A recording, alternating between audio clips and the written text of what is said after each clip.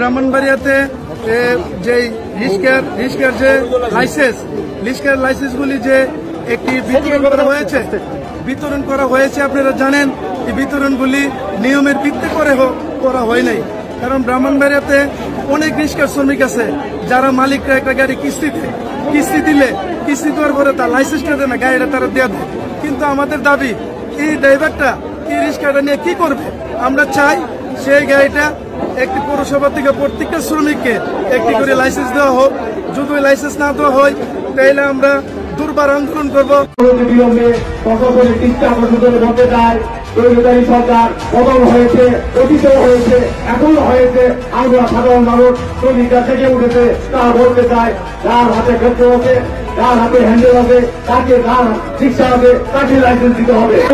নিয়ে পৌরসভার ভিতরে মানববন্ধন করে বুঝাই দিয়ে এই লাইসেন্স গুলি আমরা নিজেরা টেনে খুলে দেব।